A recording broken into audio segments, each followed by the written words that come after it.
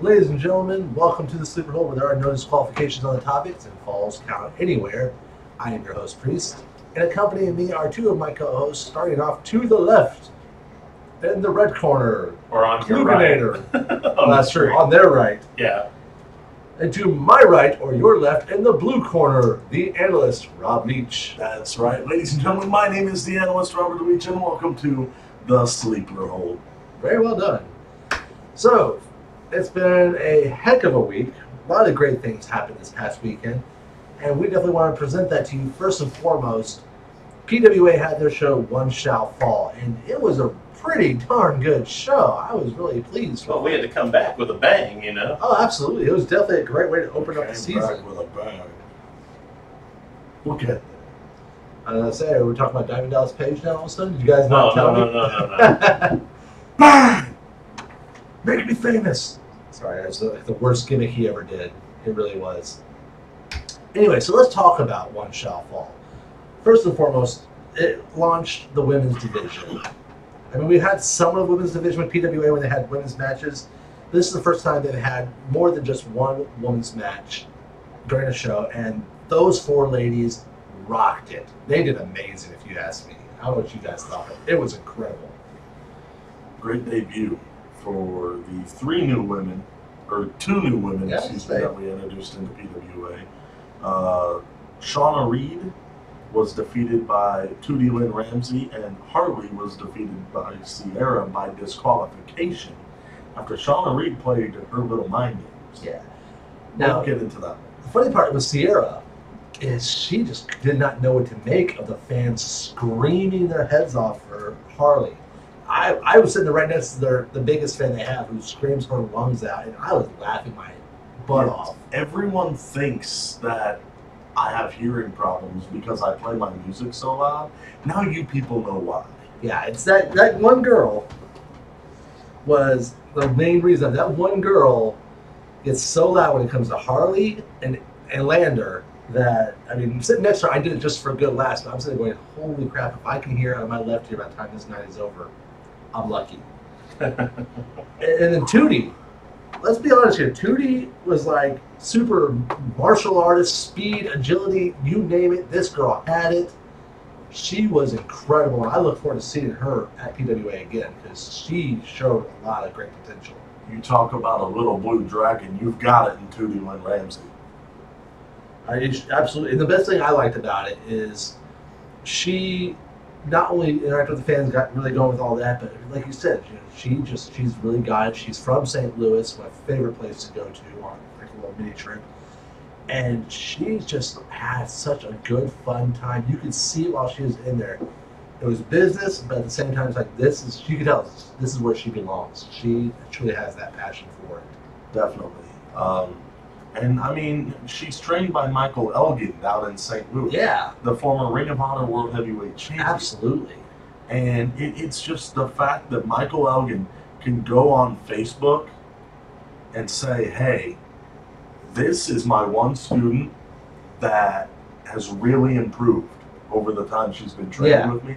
That says a lot. Because he went online and not only gave his other trainees props, but she's the only one he called out by name. And from what I understand, he was actually there at the show, too. I think her mom said that he was there watching. Michael Elgin was not at the show. Well, somebody was there they talked about. But the big thing, I was trying to think of who it was. Though. I can't remember. I have to talk to Tootie about it later on because I actually got a chance to add her to my friends list and all that. And she's a really awesome person. But what I liked about that is I was talking to her. She's been all the way down to Texas, all the way up to Canada. She's traveled all around the States. Her big goal right now is she wants to get to Japan or down to Mexico to do Lucha Libre thing. Those are her two big goals. She's going to make it. She'll make it, definitely. She's going to make it, and if anything, I see her being right next to where Roscoe is right now and being trained by one of the big names and just steps, inches away from being on the big screen. That's right. As if she wasn't trained by a big name already. She could be trained by an even bigger name and be taken under a bigger name's wing and make it in this business. Oh, and I'm looking forward to it. I have full confidence in that. I really do. Now, that being said, we also had was it the debut of the Hooligans? Yes, it was the debut of the Hooligans. And these guys holy cow! I mean, first off, they wrestle without any shoes on, which when I first saw, I'm like, wait a minute, what? No shoes and jean overalls. Yeah, but then not only are they doing these great moves and everything else, but they're flipping each other on top of their opponents and doing all these other things. It's like, these big boys aren't supposed to do that. This is kind of impressive. Yeah, very agile for their size. He gave that steady pedestal for his partner to put his foot up onto, jump up, and not only do a moonsault, but a corkscrew moonsault onto one of their, I think it was Akira. And I mean, it was, they are so impressive. I mean, jumping around doing stunners better than you could see from Stone Cold himself, you know? Yeah. Doing cannonballs better than you could see from Kevin Owens. I mean, these guys, they're the kind of people that jump in the air and then do the flip. They don't do the flip right off the ground. Absolutely. And it was just great seeing them. Like I said, they're now #1 contenders for the tag titles, which is excellent. I'm very happy about that with them. And, you know, you can't ask for more. When you get into a company, you debut, and you make that big of an impression to where you become #1 contender, that says a lot about your accolades right there. Definitely. Not to mention the fact that it kind of puts the tag division on notice because you're new. Nobody knows what to expect of you. I mean, they could try to do research and look for you online and all that, but for like actually getting to know what to expect from you in their own venue, their own company, they have no idea. These guys are right off. Brand new. I mean, you have to be good for even the company to put you into a #1 contenders match right away. PWA knew the Hooligans were great. I've seen them in Decatur. I've seen them in Lincoln. I've seen them in Petersburg. I mean, they're just great performers, and they earned that shot. Yeah. It was kind of cracking me up. I will admit, when I first saw them coming out, the first thing that came to my mind was, you know, it's like a mix between the Godwins and the Bushwhackers. Definitely. And it was like, and then somebody else pointed out, you know, it's like also the Moondogs. And I'm like, yeah, you got a point there. These guys have just a little bit of a mix of everything that just makes them fit right into that unique style. They've got just a little bit of those wacky tag teams that everyone loved, all mashed together into one. And that really is what makes them entertaining. So, I mean, that definitely was one great thing. But one thing that I know a lot of people were looking forward to was the main event, Derek Moss versus Jake Lander. I could not pick a side. And I thought it was because I had people yelling at me, no, you're supposed to cheer for Lander. It's like, I can't cheer. This is like being a parent with your two kids competing against each other. You don't pick a favorite. You just enjoy the show. I mean, I'll tell you right now, since I started in this company, since I went to my first show as a fan, Derek Moss has been my favorite since the first time I saw him and he made his entrance. Yeah. At the time, he was just the regional champion. And when I saw him, like every show, he put on a great match. He would defend that title, didn't miss a damn show. And it was every show. Yeah. For about 6 or 7 months after I started in PWA, that he would defend that title. And it was amazing. And every defense ended with the brainbuster. And I was on the tip of my toes. I was about to turn on that microphone and announce Moss the winner when Jake Lander became the first person, at least that I've ever seen, to kick out of Derek Moss's brainbuster. Right. And the great thing, though, is, like I said, it's just funny seeing how it was like so hard to choose. Because for me, for those who may remember the past episodes, and if not, they'll be uploaded here soon, I one time issued a challenge about my 4 versus former President Archie's 4, saying that those would be my 4 horsemen, the current 4 horsemen of the apocalypse, to go against his 4 people. Moss and Lander were on that list. So for me, it's like you were 2 people I had personally, mentally handpicked already, and now I get to watch you guys compete. Yes, and the whole thing, it was just a respectful match between 2 great friends. Because Moss posted online earlier, he's like, this might be the last match I ever have for this title. And Lander got in that ring, he was like, you made that post.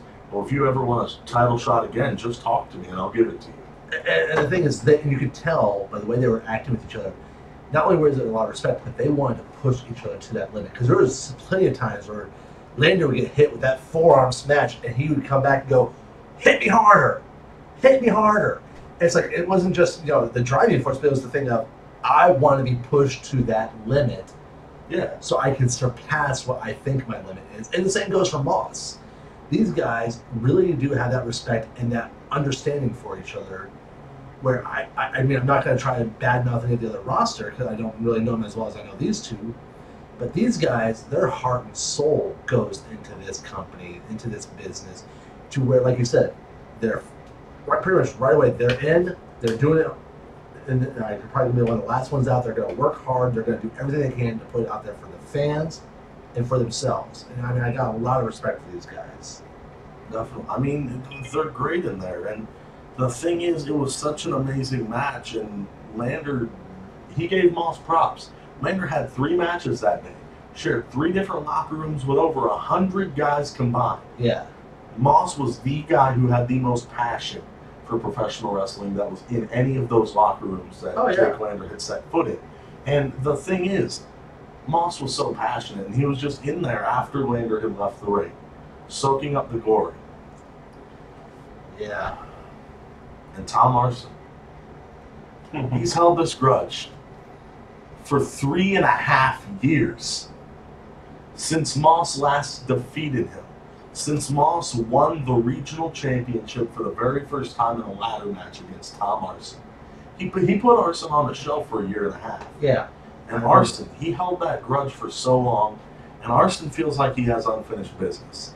You know, that's a dangerous thing. You have somebody who holds onto that for that long. I mean, they've got all that bottled up anger inside of them that they're going to do anything they have to get what they want. And that's exactly what Tom Arson said. He said he's going to be in that ring attacking Moss every single month until he gets the match that he wants and that he feels he deserves. Well, not only that, but he already unleashed hell. I mean, he struck you. He struck referees. Yeah, I mean, I got in there because, like I said, Moss is he's one of my favorites that I've ever seen. Like, I have a personal connection with Moss. I mean, I'm not saying Moss is the only guy I'd ever save from an attack like that, because, I mean, no matter who it is, Arson was just unleashing hell onto Derek Moss. Something had to be done because the referees were just sitting in the back doing nothing. It wasn't until after I got hit with a head. I mean, I'm still going through memory issues right now. Like, I still have some problems remembering things, which is why I'm not going to be ring announcing in Jacksonville this Saturday. Well, like I said, he was definitely a man possessed, and I mean, the interesting thing is, you know, from one side we only see so much because, you know, we're out there and everything else, but it had to be interesting for Jason here, who helps with the sound and everything else, because that happens, and he's also got to be the one to, you know, call for the bell after the referee says to stop it or this or that. And really, there's not more you can do once you know Tom's out there unleashing hell, and you just have to wait and go, okay, it's over. Can I now play the music? Can I do this? You never know what the guy's going to do. Yeah, usually with Arson, I've seen him in the ring so much that usually whenever he's pointing up toward the sky, that's when he's done with whatever he's... Fair enough, fair point. So, I mean, definitely, PWA had an incredible match that unleashed a lot of hell, thanks to Tom Larson. But then also on Sunday, we had Hell in a Cell, where there was a lot of hell unleashed for the WWE. And, you know, one thing that... Now, did anybody else have a problem with that red cage? Because I hated it. I absolutely hated it. I mean, if they're going to change the color of the cage, like, do black or something. Or go old school and make it blue. Yeah, I originally thought it was just a lighting issue until after it came down the second time and they had the camera right up against it after they already had it put down on the ground. And I'm like, they painted this thing red? Really? That's the cheesiest thing you could do. I mean, yeah, I'd go, okay, old school blue. I'd be even more so with the black. Or, like, you know, keep it the chromatic... Or just keep it silver. Yeah, chromatic silver. I mean, because that's what people know. It was just way too ridiculous. Yeah, I mean, and I read that it was mainly because Vince McMahon watched all the stuff that was being said, like Mick Foley and The Undertaker reliving their 20-year-old Hell in a Cell match. And I think... Good video, by the way. Yes, definitely. And Vince looked at it, and he finally realized, wow, this thing's 20 years old. Vince doesn't like anything looking old. No. That's why we just call it WrestleMania and not WrestleMania 35. Yeah. So he wanted something new. What's his first instinct? Let's repaint the damn thing. Yeah. To the most bright, poppiest color you could ever think. Well, I was Make it look bright. terrible. It was definitely poppy color, yeah. But I mean, we had a lot of good matches. But my thing I liked was the kickoff match we did have, New Day and Rusev Day. They actually gave a really good match. There was a lot of times where it seemed like Aiden English and Rusev were on the same page. They would sync up. They would do things. They would do their own quick tags and it seemed like they were gelled really together, almost as if they were as long of a established tag team as the New Day. They could read each other's mind. Until the one time when Aiden English typed himself in and told Rusev, "Hey, go ahead and do your flying headbutt. I'm going to follow up." That was their failing point, in my opinion. But I still thought that they had a chance until Big E held Rusev out. Right. If it wasn't for that, I still believe that Rusev Day would have rightfully earned their spot in being a champion. However, we did see that Rusev on Tuesday did get a chance to go up against Shinsuke Nakamura. That didn't go as planned. And only after that, he got attacked by Aiden English with a microphone and being told mockingly before English left of Happy Rusev Day. So it's like English, I guess, has turned his back on Rusev Day and is going heel style now, which I never expected. Quite frankly, I think it's about time. I think the Rusev Day thing has just kind of run its course, and English needed to kind of break away. Fair enough. I mean, and the way I can agree with you, it's just it had so much good momentum going for it. And my thing is, if you're going to let a good momentum thing like the New Day go on and on and on, why can't you let something with good momentum like Rusev Day go on? Yeah, but if you have too many similar things, then it's going to dilute the others. Fair enough. So I will give you that. I will give you that. One thing also I wanted to point out, I know I actually didn't put this on our agenda list, but it's a good controversial moment that happened, was the AJ and Samoa Joe, where AJ got the pin, but if you look at the second camera angle, he's tapping out. Last second. And I mean, yeah, Joe got rewarded for a future match in 3 weeks and all that stuff. But really, it's just how many times are we going to see these controversial things drag out? And secondly, honestly, I feel Joe should be the one to be rewarded the title. If you really look at the timestamp, Joe is correct. The tap happened before the 3. Yes. In the count. So, assuming the referee would have seen it, yes. And not only that, go ahead.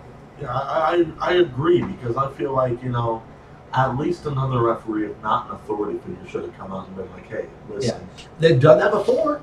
They've had a senior official come out and go, hey, look at this. You need to overrule that or overturn it. And they're not doing that anymore, which kind of annoys me. They're especially good at it when it comes to screwing the face out of the title. Absolutely. So how come they just save it this time?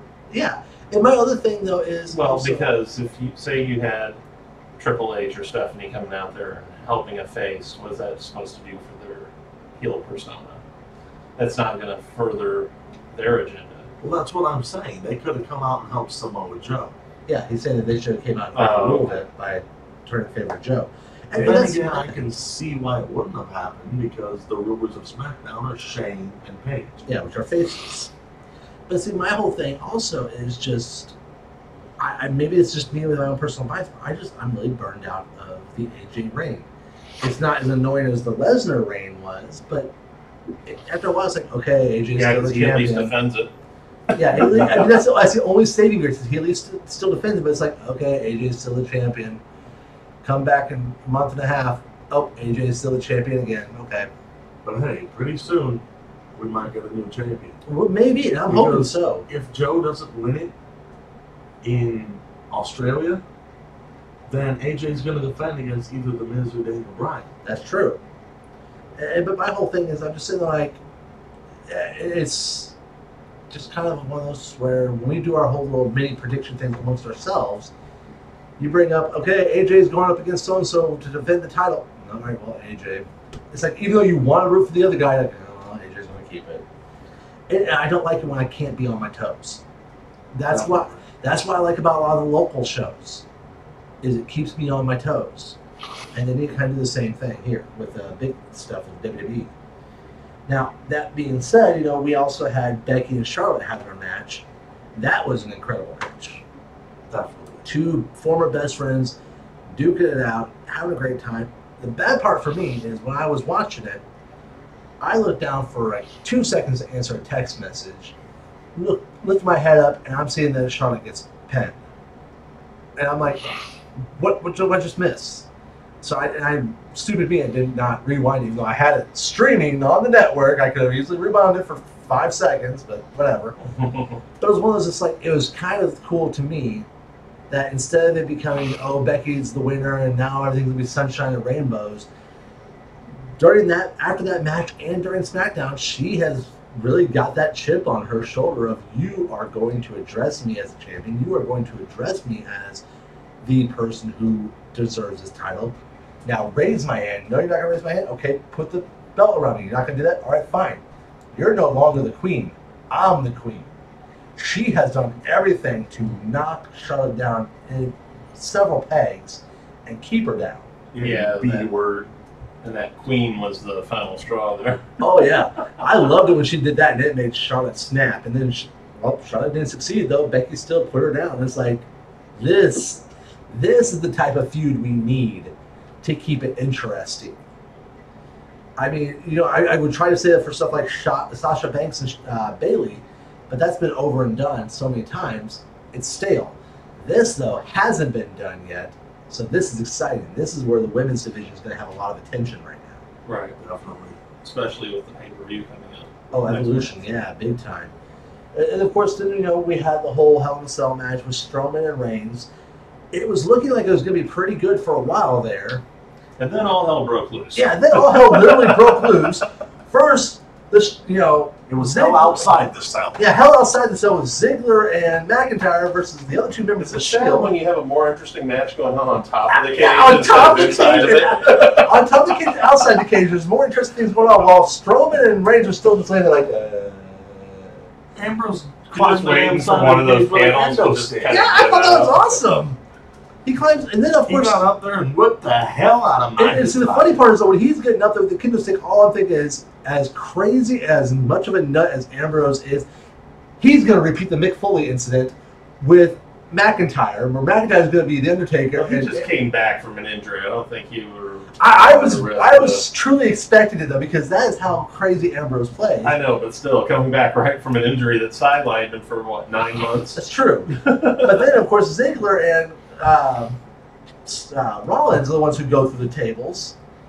I mean, but like I said, it was like, okay, that's a lot of interesting stuff. And then, of course, we're getting like, okay, this is really getting hyped. Now, are the two guys on the inside going to start moving? No. The Beast walks out. And he walks out with Paul Heyman. Heyman's yelling for the key, and Lesnar was just like, screw it, and kicked in the door. Yeah. Lesnar kicks in the door. Not Lesnar, yeah. And Heyman pepper sprays Mick, which is crap, and then Lesnar F5s everybody, and a no disqualification Hell in a Cell match where the only way for the match to end is pinfall submission in the ring ended in a no contest. Yeah, thank you. I was about to say, how that's got to be the worst ending ever. That is out of all the pay-per-views I've watched. But you realize what they're probably doing, right? Oh, I know. They're going to set this up for like the Saudi Arabia show. They did. They said for Saudi Arabia, it's now going to be Strowman, Reigns, and Lesnar in a triple threat. And I'm like, this is stupid.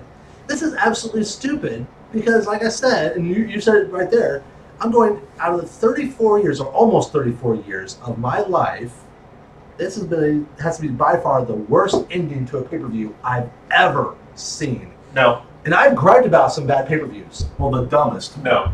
Not the worst. No, I think the worst was Lesnar Goldberg. Yeah, okay. Well, I kind of laughed about that because it was so terrible. Yeah, I thought it was funny. It was so terrible, it was funny. When I got to that match that night, when that happened, I was like, are you kidding me?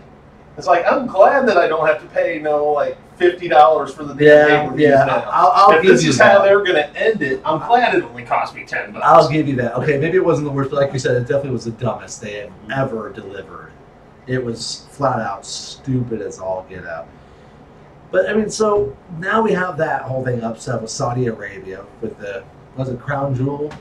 Yes. They're going to have that triple threat. I mean, great. Yeah, okay, they're going to Australia. Now they're going to Saudi Arabia again. They're going to keep expanding. Cool, but the same token, Crown Jewel. You can't pick a better name there, Vinnie Mac? Might as well call it Crown Royal. First it was It was the greatest Royal Rumble. This, the 50-man greatest King of the Ring. Dude, if they brought back King of the Ring, I don't Based care where upon it the would be. logo, it's a crown. Yeah. Why? Why is it called a crown? Why is it a crown? Why? I don't know. I mean, if they did make it King of the Ring style, though, I'd be okay with this one because that was one of my favorite things that they had when I was growing up was the King of the Ring tournament. I'll say the best year was when Austin won it. Even though originally he wasn't supposed to be the one to win it. Well, that year. the thing is, I disagree. I will say it's one of the better moments because Austin did get his true Austin style because of that. Oh, and that was the moment that gave birth to the whole Austin 316, yeah. I mean, no, I agree. But honestly, I still think that having the official King of the Black Hearts officially crowned was one of the best ones because it was his way of going, I'm better than my brother. I'm better than everybody else. And it got him to truly show his heel side better than he ever did. And you needed that for the jealous little baby brother. Because he was constantly, for most of his career, in his brother's shadow. And that was his chance to step out of that shadow. Right. And speaking of brothers, we did have an announcement later last week in the week, about Matt Hardy now saying he's going to retire. Yeah, he's pretty much taking on a producer role. Which, I mean, that's cool and all. I think that's great for Matt, but they need to make sure they do something official in the ring during a Monday night or something out of respect to the fans. I always feel that way. You should never have it, whether it's local, on TV, or whatever, it's best to give your farewell in front of the fans. Because it's your way, when you do that, it's a way to show the fans respect. You don't do that, I feel like a lot of fans are going to look at it as a sign of disrespect. Which is why when the Taker silently took off his hat, took off his gloves, took off his coat, and laid him down, yeah, he didn't have to say any words. His actions were enough to where I truly felt like that was his farewell speech to the fans, to give the fans that respect of, hey, look, I've done it all. I'm hanging everything else up. I'm leaving it here. Thank you, guys. And then now we have him coming back for Australia. And I'm like, really? Come on. First WrestleMania, then Saudi Arabia, then Australia, probably Saudi Arabia again. Yeah. And, you know, it's funny because, like, you know, I've had plenty of people who grew up with wrestling like we did that don't watch anymore. I mentioned about the whole thing with Australia, like, he's still wrestling? He's so much older now. You think that he would just be in too much pain to wrestle. It's like, well, who's he wrestling? Triple H. He's still wrestling? No. Part-time. Then you mentioned how Mick Foley was the referee for how many He's still alive? Yeah, exactly. He's still alive, and he's one of the kindest people. I will vouch for that. But it's funny. You actually got to meet him. Yeah. And it's like, then, you know, but it's funny because you do that, and now with these younger generations, like my nephews, who end up becoming fans thanks to John Cena and all that, they have him show up on a show, and I mentioned that to them. They're like, he's still around? I think he'd be done with that and doing movies like The Rock did, where he just up and left. He is. He is, but he's still doing the same thing he blamed The Rock for, which is part-time in it. Have you seen Blockers? No, I haven't. Oh, God. I want to, though. I've heard Blockers is great. That's going to be on my to-do list. It's funny, but there's some moments in there I could have done without. Fair enough. Now, also, one thing I wanted to talk about was the Mixed Match Challenge. I just want to give a quick thing about that. You know, Alexa Bliss was supposed to be a Strowman, but she got injured, so it became Ember Moon and Strowman. That's a team right there. I think that's better than... I mean, Little Big had that nice little awkward kind of tension, if you will, between the two of them, which it was like the fans ate it up. But when it comes to a powerhouse team, oh yeah, Ember Moon and Strowman right there is a team. You know, I really like Strowman and Bliss. We all did, like I said, because that awkward little like sexual tension. The tallest between guy them. on the roster and the shortest girl on the roster. And like he would catch her, and the look in their eyes towards each other is like, I oh. want to get married someday. They're gonna get married. And it's gonna be amazing. I'm afraid to see See what that big old country boy in a suit.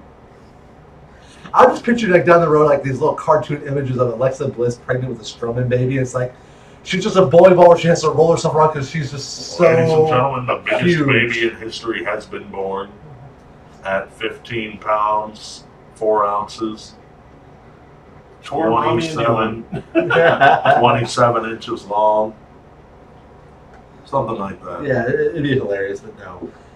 Then you also had AJ and Charlotte, which, it's whatever of a team, beat the husband-wife combination of Naomi and Uso. But my thing is just, I don't know, maybe it's just me because I don't really care much for AJ anymore. I've never really been a fan of Charlotte. But I'm just like, really, we're gonna do this another overhyped group like they did last year, where it was Charlotte and Rude. I mean, Charlotte and Rude at least made more sense because Rude has exhibited in his personality a lot of things of either Ric Flair or, Rick Rude or any of those other classic iconic stars where it works. Right. AJ is just like, I don't see AJ and Charlotte meshing well. I mean, they put them together because they're the two champions. Yeah. Well, we're at the time when they announced the team. Yeah. Which just in time for the mixed match challenge, Charlotte lost it. If I was AJ, I'd be like, screw you, I want Becky. Right. Charlotte is literally a man, but we're not getting into that. Ooh. What about Team Asuka?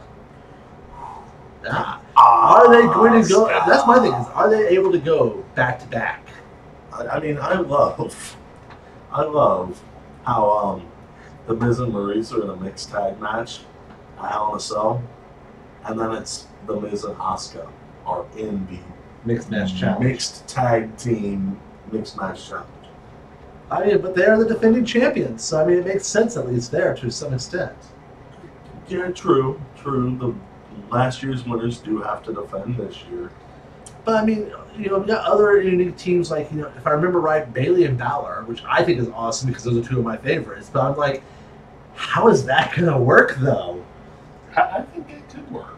The grin. The thing is, it really could work because of the simple fact of how well they got along in NXT. I mean, those two had people convinced that even though everybody's like, oh, but Bayley's dating so-and-so and Balor's dating so-and-so, when they saw them in NXT, like, are they secretly a thing that they don't want to admit to? The club and hug connection. I'm all for it. Club and hug. I'm thinking. It's just with how their characters have advanced currently, it's different enough where I'm like, it's not the same as it was in NXT. Yeah. But as we saw on Monday night, Bayley is starting to get more of that edge. She's starting to get more of that aggression. So maybe it will work. And Balor has kind of stooped a little lower into that smiley phase. That smiley face of... But the thing is, it's not just the normal Balor smile anymore. It's the what's going through that mind of Balor, because I've got an idea. Don't underestimate him anymore because he's got something brewing. It's Balor. That grin is only there because he gets excited about what he just sprouted in his mind. Oh yeah, that is just a great team right there. Like I said, I'm going to be curious to see how that turns out, but at the same time, I'm like, hopefully it meshes out well. So who knows? Definitely. So I mean, that's the big things there. I mean, I know we've kind of ran through stuff, and we've got 24 minutes. But while we're doing all that, I mean, I know for a fact last week, because you weren't here, we didn't get a chance to talk about CIPW. So why don't you talk a little bit about that? Well, CIPW was quite a lot of fun, actually.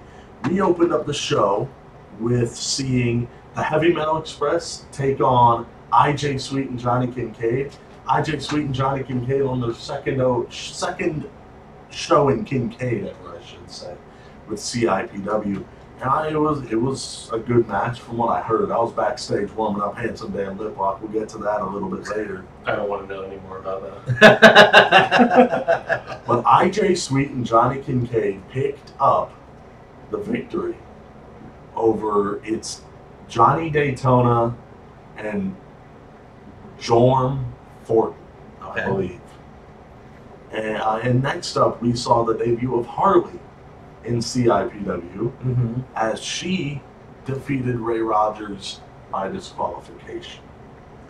Because you see, there's a new little group that's being led around, and there was someone in PWA who always talked about the little puppet strings by the name of Billy Alexander. Well, now in CIPW we have Braxton Sinclair, who's playing that role with the puppet strings. He's leading around Matt Harmon.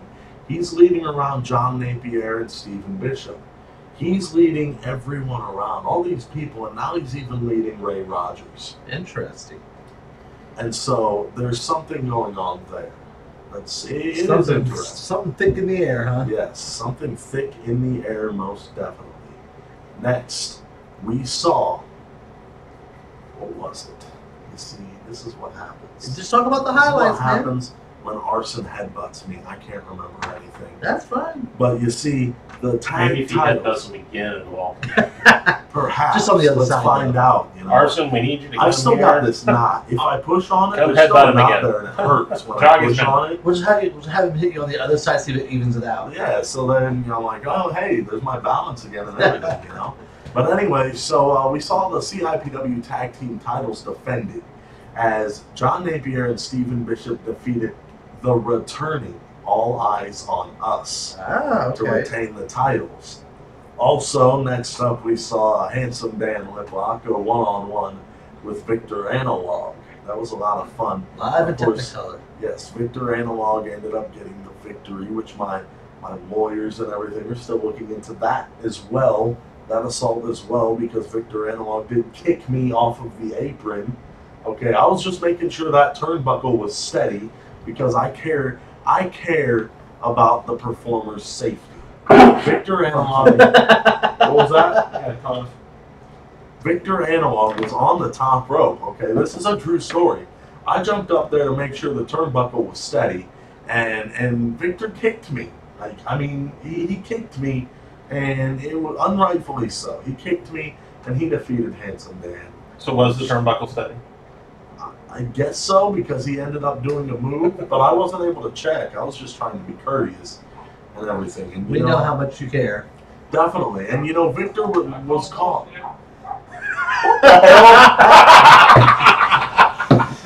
Ladies and gentlemen, if you did not hear it, Zombie from the Zombie other room. is still here at the studio. He just He's decided just not not- to be on tonight. Yeah, he because decided not to he's be on. feeling He's not feeling well, but if you all didn't hear it, from the Hell. distance, Zombie, Hey. ladies and gentlemen, decided to call bullshit on the analyst. He was Hey. I beat you to it though. I know you did. But Listen. I wanted to give Hey, my piece on that too. like, Analog was in the half crab, okay? And he was going for the ropes. And I figured he was going to grab that rope and launch himself out. I didn't want himself to choke on the bottom rope. So I pulled the rope back, so he didn't get caught up in it and, lose circulation in his hold wrists. on. Ladies and gentlemen, his eyes are brown. I will let you know that right now. He is full of shit. Hey, I even got up there because, the referee... Okay, so... Zombie, come in a little more, man. We can't see your face there with the graphics. The graphics kind of blocking your Me? head. Yeah, Oh, my bad. yeah. There we go. 217 radio there was kind of hiding you there. Yeah, the DIO is Liplock like had his tactics, okay? And Analog was going to go for the suicide dive, right? And with a legal punch, he closed the fist for once in a while and punched Analog in the face. Now, I jumped up there to distract the referee because, the referee, well, first He of all... admitted to doing something he wasn't supposed to do. Yeah. I only distracted the referee because Analog was cheating the whole match. Okay, pulling on the hair in the initial lockup, and pulling the tights and everything. I knew there was a reason. I watched the footage back. I'll show it to you after the show. He was pulling the tights and pulling the hair and everything, clear as day. I'm not even kidding you. That's like Okay. me saying that he was pulling my hair. Hey, this was a true story, okay?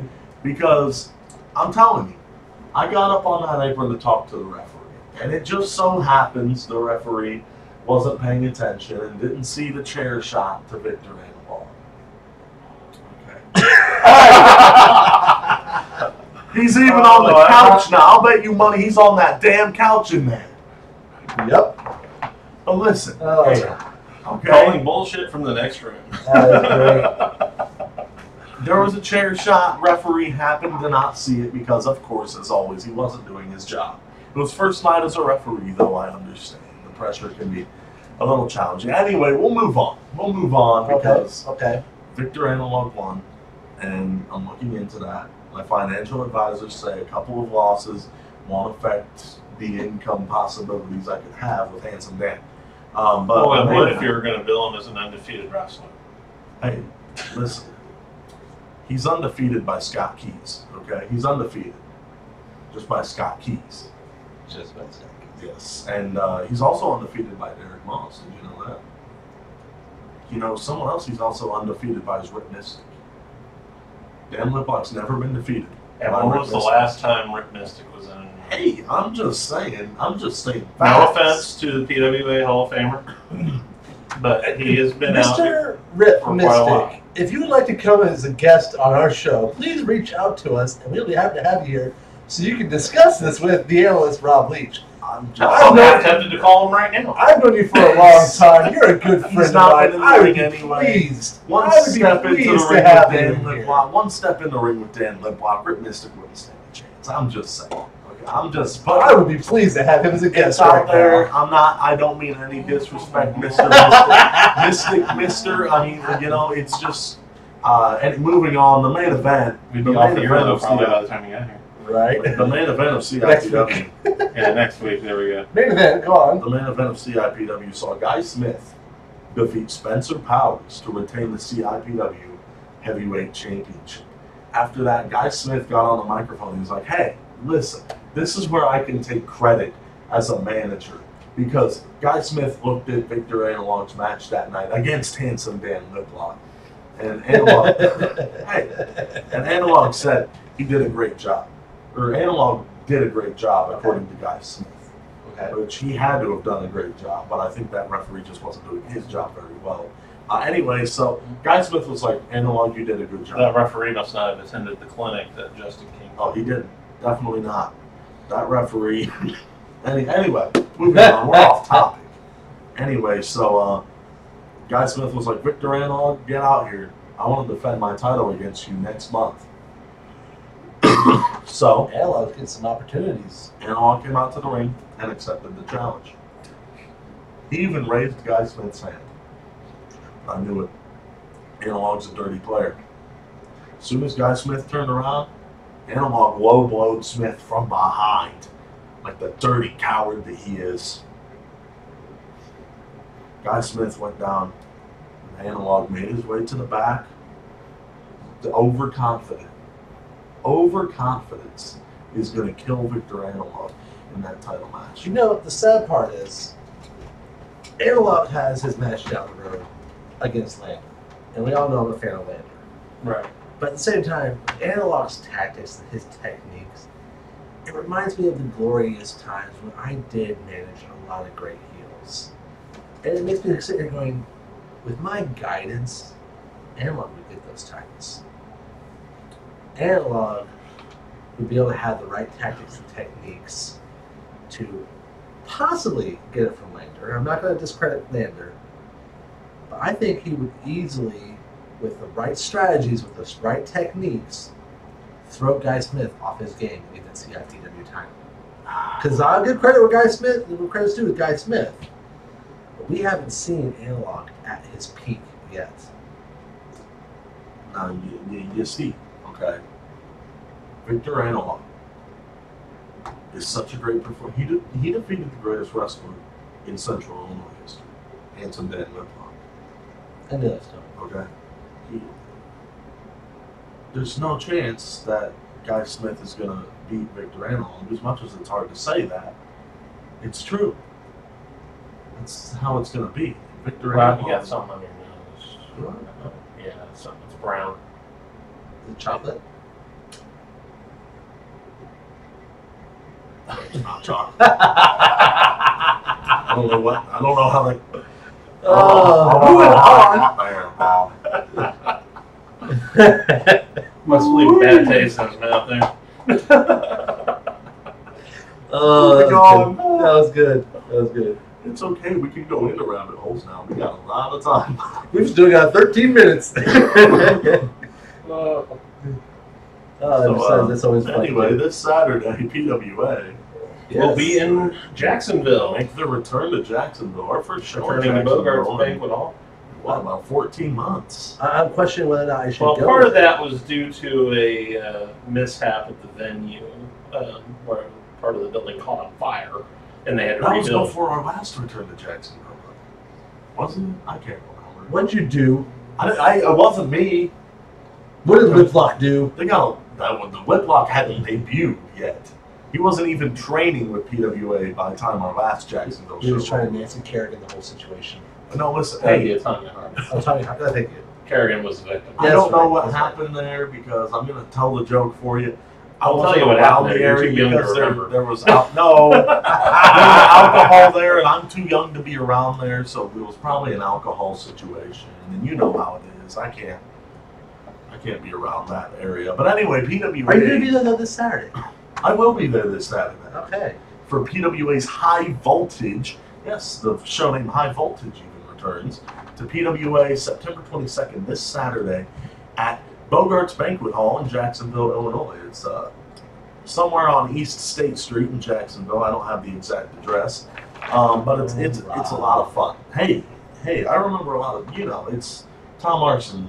Yeah, I dealing know. with the memory loss.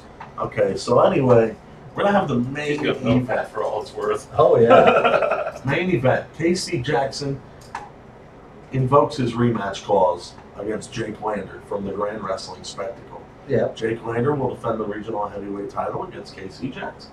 Yep.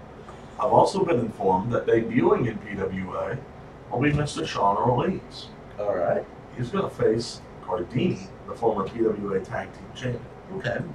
Also, tag team champions, current tag team champions, will be there. Attitude Inc. will be Yeah. defending their We titles haven't seen much of Attitude Inc. since they kidnapped IJ Sliders. Sweet. Yeah. They kidnapped IJ Sweet and they ran off. IJ Sweet came back. Did IJ Sweet cause them to wreck their car? Or did they secretly make IJ Sweet a sleeper agent so they don't have to worry about anything? IJ Sweet I, did defeat I'm now going maybe, conspiracy theory here. maybe, Yeah. maybe IJ Sweet's been doing some training with Attitude Inc. He You did never defeat know. Magnus at One Shall He Fall. did. He did. He did. He's won up over Magnus now. I'm still kind of. I'm just saying. I'm still kind of concerned though if I want to get into the show or not because I have a feeling that something may happen if I end up showing to this show. You're going to be there, please. I more than likely will. That'll be a lot of fun. I'm just gonna try to hide because I know those guys know what's coming up for me, and I'll be in trouble because somebody's gonna make me make sure I get embarrassed one way or the other. And I know it. Science. I'll say, there's also a rumor that Attitude Inc. might be showing off some new hardware at Jacksonville. There you go. Rumor has it that the PWA tag titles might have undergone a revamp. Ooh, okay. New titles? Dun dun dun. Stay tuned to find out. That's Well, why if you want to be the Attitude Inc. first to also see them, you got to be there in gotta Jacksonville. be in Jacksonville. In the Jayville. You see, I mean, it's of course, add PWA on Snapchat, PWA Springfield. I'll be trying to do some interviews on show day Show with day? some of the PWA superstars. I'll Okay. be sure to get the champions, Just don't Jake Lander and Attitude Inc. just don't interview Arson. I hope Arson's not there. Lord, I'll be weird. I'll keep my watch out. Even when I interview Attitude Inc., I still have bad memories from that. Remember that? Somebody's gonna go walk up to him and go Arson. He's gonna curl up in a fetal position on the floor. You didn't get his interview. I'm gonna be in the middle of the interview, and Guy Smith will just mention Tom Arson's name. We're even better than Tom Arson, and I'm just gonna collapse. It's gonna be, well, I'll interview Attitude Inc. Sure. Snapchat might get the first look at the new titles. You never know. You never know. And I'll try to get an interview with Lander, even Moss, and we'll see what's going through Moss's mind after this attack from Arson. Are you gonna interview Casey Jackson? I might interview Casey Jackson, just get his thoughts on his title match on Saturday. Are you gonna interview Harley? I could interview Harley. Are you gonna interview IJ Sweet? Are you gonna He interview did get his first pinfall victory. He's got a couple disqualification Are you gonna victories. interview Kincaid? I might interview Are you Johnny. gonna, I'm trying to think of all these different people on the roster, and my brain's starting to run out. I'll be sure. I'll be sure to interview the modern day outlaw Brian Ely, who I've heard is going to be making his return to PWA. Are you gonna interview Candy Deluxe? I wish. I would be honored. Oh, jeez. Well, I don't think Candy Deluxe is going to be. What about Candy Cane? Don't get me started. What about Peppermint Patty? You know, Beggars can't be I have choosers. I have spoken to Candy Deluxe before. All right, on a rare occasion, I've spoken to Candy Deluxe, and I was like, "Well, whatever happened to your valet, Peppermint Patty?" And he stopped me about halfway through that. He's like, "Valet? When you see a wrestler with a valet, the valet is supposed to be the eye candy. There's only one piece of eye candy, and that was Candy Deluxe." So I mean. Yeah, I mean that's right out of the mouth of Candy It Deluxe. gets thick now. Anyway, so yeah, So what happens after Jacksonville, though? after Jacksonville, 'Cause we've got a double header for PWA next coming weekend, up. the double header. Oh, definitely. I mean, I have to be in Athens at the school by like 9:30 in the morning because I have to play my trumpet in the parade. He's got to blow his trumpet. I have to blow my horn. Anyway, so next after that parade, I'm gonna just kind of stay because the parade ends at the community park, about 210 Dottie Bonarco Drive. I'll be damned. That's the location of PWA's Rumble in the Park in Athens, Illinois, to start at 1 p.m. free admission to the public. It's gonna be a lot of fun. I can't wait to announce that show. Oh, you're going to be an hour late. You just said your music thing gets done at 2, but the show starts at 1. 210 Dottie Bonarco Drive. That's That's the the address. Oh, That's the see, address. See? I got you now. I understand where you misunderstood. That's quite all right. You know, when you get close to the 34-year-old mark, you start to lose your memory a little bit. Hey, I was waiting for him to yell at me, not you. Hey, you're playing the age card, man. Yeah, but he just hit 34. I'm about to in like, what, 3-4 days? 4 days? Yeah, and I've already hit that. I'm feeling. I heard something. Just a few months ago. I'm feeling the memory part of it. I'm not feeling the age part of it. That's just all the my bumps. body. Yeah, that's just because. I mean, like I said, I can still push here. There's a knot. It hurts. It hurts like hell just to push my finger here. I'm not going to be ready for Jackson. Does it hurt when you That's touch why it? I'm not going to be ringing obviously. I'm returning the commentary. Does it hurt when you touch it? Then don't touch it. Push it. Just when I push it. No touchy. I No touchy. I'm touching it. It doesn't. It's when I push it. And stop putting your finger there. Hey, That's what she said.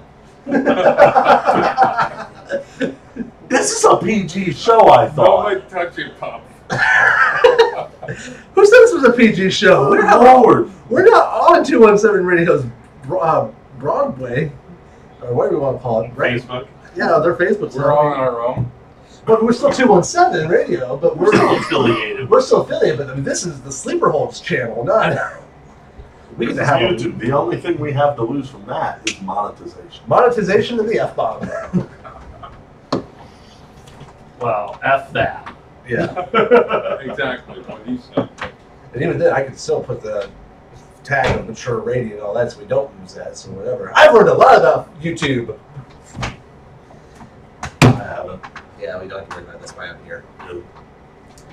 Well- and then I'm here to actually make sure the stream gets up. Yes. He's the genius behind the buttons. I'm the genius behind the mouth. The talking. I'm just a visionary. The person that created this whole thing. Yeah, that's what I said. I'm the visionary. I'm the visionary who one day will be overthrown. And that's okay. I'll just sit there on my rocker and like, yep, I made that. We've got, what, at least about Rob 5 years kicked left me in you? out. About 5 years left in you, at least. Yeah, Rob kicked me out and took it over. That son of a Hey, I mean, you know. that pencil neck geek. All right. I've forgot who said that. Who was that? Ah. Oh, there's a trivia for the night. Comment on who said that line.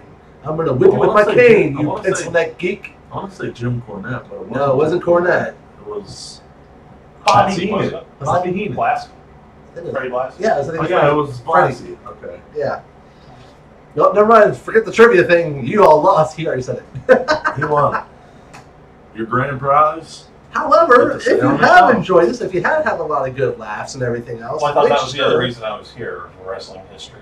Oh yeah, you are really Yeah. good at the history part. Yeah, definitely. But again, though, to your fans, if you have enjoyed this episode, definitely hit that thumbs up. And if you are enjoying what you're seeing here and Hit any the other subscribe time, button. exactly. Push the notification bell. That way you will get a little ding ding that pops up at the top of your phone whenever we go live or upload a new video. And you'll get your jollies. And you shall get all the jollies from our wonderful content here on the Sleeper Hold. He's just making more and more gimmicks as he goes. I'm okay with this, actually. Is this a new side of Law Breach? I don't know. We have Ladies and Bobby. gentlemen, my name is the analyst Robert Reach, and today we are here at this wonderful establishment that we call the wonderful studio of the Sleeper Lifestyles of the poor and With a- shameless. where there happen to be. My name is the analyst Rob N. Leach, and today, get it, Rob N. Leach, Rob N. Leach, and today we are here on the lifestyles of the ring's most famous, where I give to you all the wonderful career of the wonderful. It wouldn't be so sad if he didn't already pass away. Right?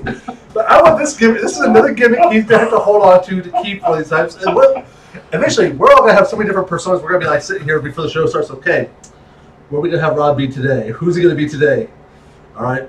What's Jason going to be today? Hey, Peter. I can do that. Peter. My name is Cleveland, man. You know, I can do that. But yeah. Yeah, you guys. I'm gonna go. Would you like to have a little popsicle right over there? I don't think you'd like that.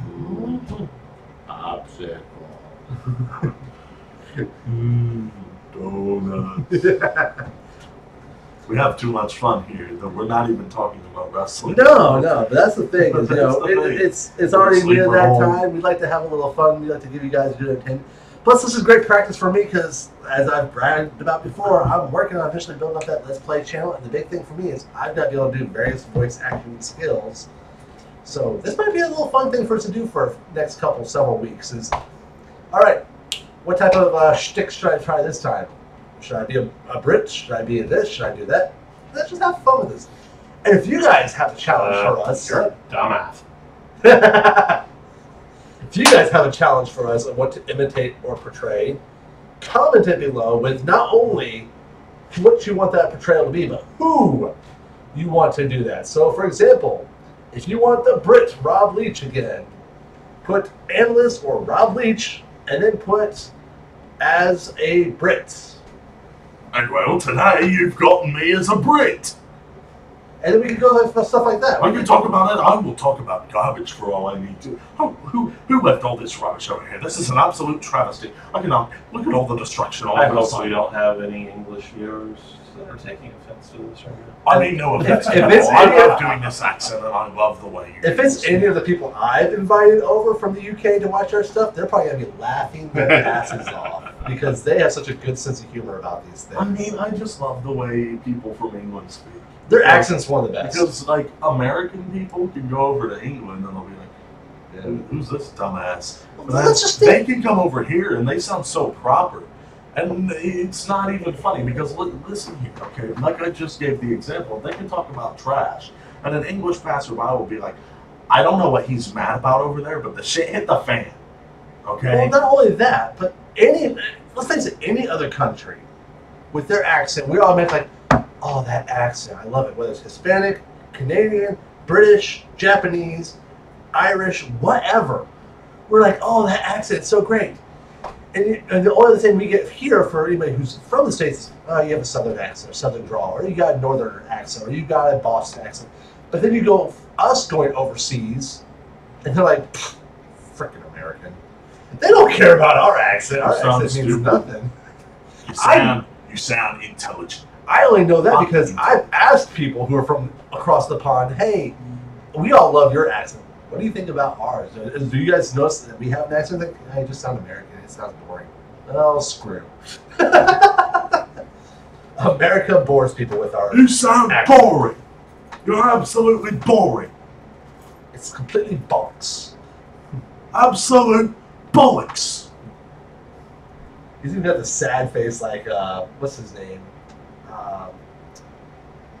William Regal. Yes. I'm telling you right now. Or Wade Bear. Oh, we didn't have some. I'm afraid I've got some bad news. I liked Wade. Wade was one of my favorites. People couldn't stand the bad news thing. I thought it was perfect. I got some bad news. That'll be too much fun. We'll be doing that accent all night. All right, so there you guys go. Comment with us on what you guys would like to see us all do. Give us a challenge, not just Rob, but any of us. Let's have some fun with this. That also includes Zombie, who's not here, because I know he'll have a good laugh with it too. But with that being said, it is 9:05 our time. Ladies and gentlemen, thank you so much for tuning into the Sleeper Hole. We are going to get out of here. We will see you next week. Until then, take care. Say goodbye, everybody. Goodbye. Adios, amigos.